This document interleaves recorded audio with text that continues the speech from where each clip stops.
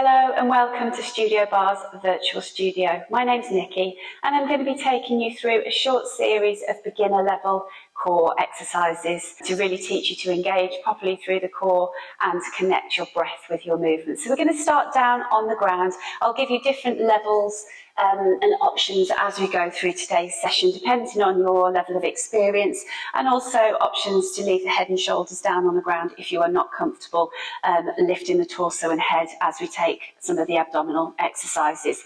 So we're going to start lying down. Now please feel free to use a pillow to support your head in alignment with your spine if that feels more comfortable for you. I'm going to get rid of the pillow just because that isn't so comfortable for me. But we're going to start off lying in a nice relaxed position.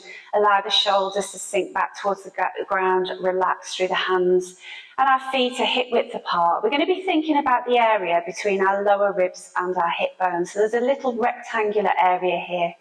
We're going to inhale to prepare. As we inhale, we expand through those four corners of that rectangle. As we exhale, we're going to start to wrap through the core. Now what that means is that we gently tuck under our tailbone, drawing our tummy button in towards our spine, and we draw our lower ribs a little bit closer to our hip bones, and our hip bones tip and come a little bit closer to our ribs. So this middle section of our body is wrapped firmly into the centre. Okay, so let's have a little try of that in practice. So hands relaxed by the side. Inhale to prepare as everything relaxes. And then as you exhale, we're going to gently tuck under the tailbone, draw those hip bones a little bit closer to the ribs. And then we inhale and we release. Exhale, scoop under the tailbone, hip bones come to ribs. Inhale, release. As we keep going through this movement, I want you to think about your glutes or your bottom muscles staying nice and relaxed so that we are just connecting our breath with our deep core here and not recruiting any of our larger muscles. So inhale to release, hip bones come a little bit further away from the ribs.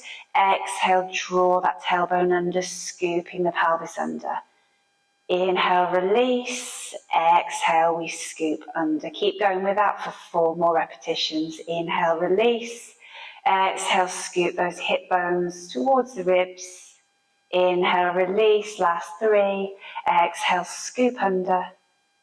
Inhale, release. Exhale, scoop. Keep those glutes relaxed. Inhale, release. Final breath. Exhale, scoop. Inhale, release. So we're going to add a movement to that now. So we're going to float the arms all the way up over the head. This time we inhale, release everything. As we exhale, we start to scoop the tailbone under and we press down with the hands towards the ground. I want you to imagine you're pressing down on some big springs, so you're creating tension here through the core as you press down. Inhale, release, float the arms over the head. Exhale, tuck under, firmly press down. Now keep going with this option if you prefer to keep your head and shoulders down. If you'd like to add a little bit of intensity, we start to add a little lift of the head and shoulders as we scoop under and press down. Inhale, release everything. Exhale, scoop, start to press, peel the shoulders away from the ground. And then we inhale and we release everything down. Exhale, scoop, press down, lift if you wish. Inhale, release. So we always start the movement with the scoop. Exhale, scoop, start to press down and rise, create that tension. Inhale, release. Let's take 3 more. Exhale, scoop under, press down. Your choice whether you add the head and shoulders or you leave them down. Inhale and release. Exhale, scoop under, press down. Inhale, release. Last time, exhale, scoop under, press down, making that little rectangle a little bit narrower. And we inhale and we release down. Okay, we're going to float both legs up to a tabletop position now. So inhale to prepare. As you exhale, scoop the pelvis under so we are wrapped firmly through the core. We float one leg to tabletop so the shin is parallel to the ceiling. We maintain that wrapped core as we float the other leg up to join it. We have 2 options here. We can float the arms up over the head and press down with the head and shoulders down just like we did, or we can add a little rise of the head and shoulders again. So we inhale to prepare, exhale, firmly wrap and scoop under, add that press down, inhale, release. Exhale, lift and wrap, Inhale and release. Always stick with the exhale, wrap, press down with the head and shoulders down. Inhale as we release. Exhale, press down. Raising the legs off the ground destabilizes us and makes us work a lot more challenging through the core here. Try and keep those legs exactly where they are so the shins stay parallel with the ceiling as you move between the arms overhead and the press down. Whichever option you're taking, let's take 4 more.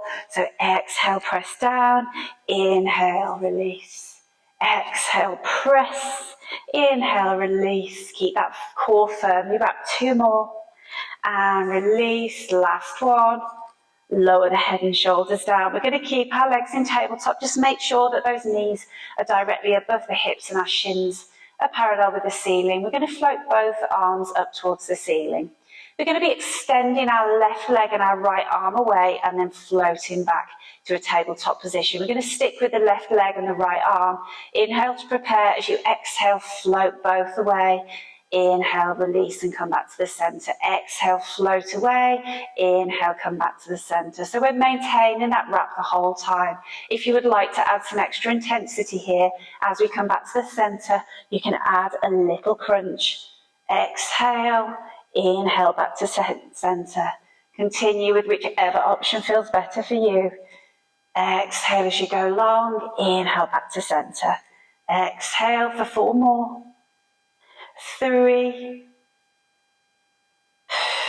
2, and last one. Let's take it over to the other side. Just draw the knees into the chest before we take the other side to release any tension that's building in the spine. So let's float the legs back to tabletop. This time we extend right leg, left arm as we exhale. Inhale as we come back to the center. Exhale as we send the right leg and arm away. Inhale back to center. And if you would like to add that little lift of the head and shoulders as you come to the center, then take that option now. Exhale long. Inhale back to the center. Exhale, send that leg long. Try and be super active through the legs. So point the toes, really elongate the arm and the leg away from one another. And keep thinking about wrapping that core as we exhale and maintaining that wrap throughout the movement here. Let's take another 4, 3, 2, and last one. Well done, everybody. Okay, draw those knees into your chest and take a little rock side to side, just gently massaging the spine here. We're going to make our way into a sitting position. So we're going to come into a position called our C curve. So place your feet down in front of you, about hip distance apart. We're going to start off by taking hold of the back of our knees. We're going to roll our shoulders down and back and lift the chest.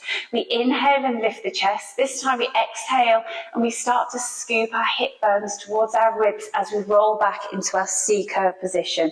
We inhale and we rise, lifting through the chest. Exhale, scoop, tilting the pelvis under.